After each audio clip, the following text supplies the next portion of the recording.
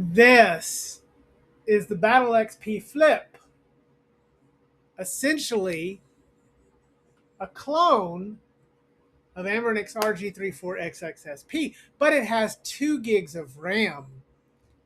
This is the brand new cobalt metallic blue Ambernic RG34XXSP, now with 1 gig of RAM.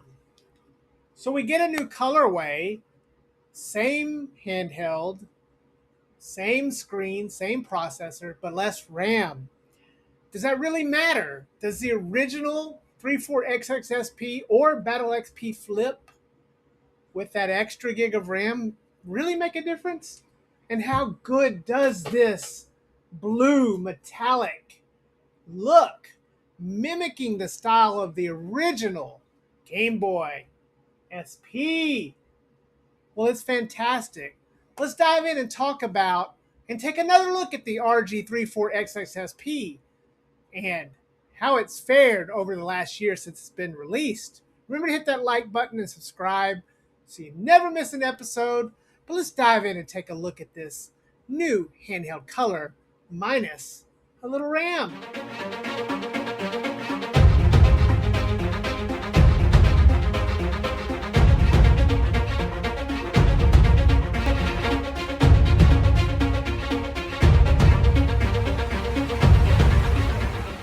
So to recap, the RG34XXSP was launched with a proper integer scaling 3:2 screen.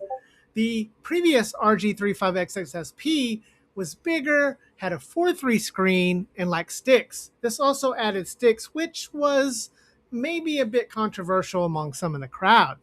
But it also was the first H700 to launch with 2 gigs of RAM, something that would give Linux-based games like Portmaster an advantage. But on this particular screen that really excels at many ratios, is Portmaster really a priority? And is there any other use case for the 2 gigs? Because now we have this beautiful blue cobalt color, which mimics that classic color that we saw in the GB from yesteryears.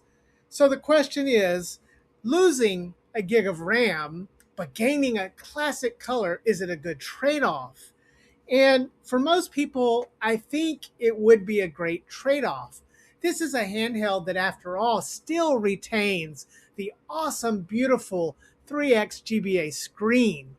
And for other systems, the 3:2 ratio plays very well and scales very well, giving it an overall sort of everyday man screen. The form factor is very thin and pocketable, and because it's an H700, it has a lot of custom firmware available for it, including Ambernic's built-in OS, which is not half bad itself. Let's talk about the controls on this. The controls are the same, comparing both side by side. They are great controls. Ambernic has traditionally provided gamers with controls that are sufficient. The buttons here are nice, and they're a little clicky but not overly loud. They have a nice travel distance to them, giving them a great ability to feel spaced out, independent, and used properly. The D-pad is, again, the same D-pad we've seen previously in the 34XXSP, as well as the Battle XP Flip. This is a D-pad that I like quite a bit. And since this is a Game Boy focused sort of device, you need a very strong D-pad. And I would argue that the D-pad here is very excellent. It's a beautiful D-pad that works very well, has a lot of nice little touches to it. Now the sticks are properly inset, and they sort of feel like the Vita sticks, although they are clicky. You do get R3 and L3. The sticks are pretty good for some things. For instance, this can handle a little bit of N64 and some Dreamcast. So there are use cases for it, as well as some PlayStation 1 games. Now going back to this 2 gigs of RAM and trying to play some Portmaster games, I think the reality is, if you're going to need both sticks, you probably do need the 2 gigs of RAM, meaning those of you who have one of the older versions probably have somewhat of a gem there. But if you're like me, you may have lots of different handhelds anyways, giving you a plethora of choices for Portmaster anyways. I would say that the half RAM, the 1 gig, is still sufficient, and it's going to play 90% of Portmaster games anyways. On the sides here, we have a TF slot on each side, giving us versatility. I like the dual slots. That always is a positive. We have our power button and a reset button, and we have our volume rocker left and right. The shoulder buttons are nice. They're in alignment. They are small with the L2 and R2 raised just a little bit so you can feel the difference. They are a little clicky, but we retain the same hardware here that we saw previously. We just now have it in this beautiful cobalt color. Let's talk about that for a second, by the way.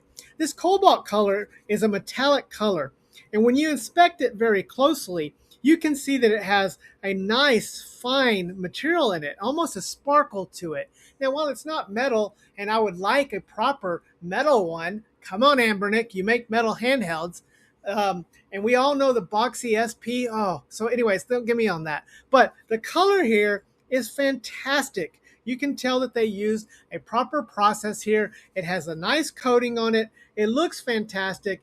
And when you put it side by side with the original Game Boy SP, it looks very close. Now, it's not a perfect match, but it's close enough that I would say gives you that overall touch. This is a pocketable form factor, and because it's a clamshell, your screen is protected. It's funny because Ambernick now has the slide and the rotate where the screen is not protected, even though it kind of, the mechanism happens, or you have the clamshell where the screen is protected. I kind of like the clamshell fan factor overall better. However, check out our review of the rotate if you haven't seen it yet. This is overall a capable Game Boy experience. It's very well versed in everything from Super Nintendo, Nintendo, Game Boy Original, Game Boy Color, PlayStation 1, even some Nintendo DS. Moving up into Nintendo 64, Dreamcast, and some of those other systems, I think there is a plethora of H700 devices out there. And honestly, besides Portmaster, you're not really going to gain any benefits from having that extra gig of RAM for something like a PS1 game. I mean, the original PS1 barely had 256 megs of access for dev kits. So it's really enough. You don't need a second gig for most of the gaming on here. So it comes down to this. You can still find the original colors, the yellow that is sort of iconic, and this purple GameCube one, which was my favorite, with the 1 gig of RAM. You might get lucky and find one with the 2 gigs of RAM. It just really depends on how lucky you are and if there's any out there or in the used market. But overall, revisiting the 34XXSP, I found that I still like this handheld quite a bit. As far as the clamshells go, with your Miyus and your Battle XPs, well, that's the same as this. I find that this is probably my preferred clamshell overall for the form factor. And I love this new cobalt blue color. What a beautiful color. I mean, it is just simply stunning and gorgeous overall. So let me know what you think. I had fun revisiting this.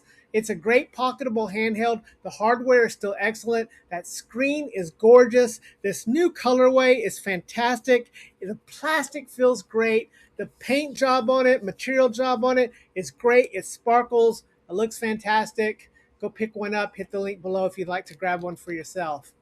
Anyways, remember to hug your loved ones and love your loved ones because tomorrow is never promised. We'll see you next time, Deadheads. Different out.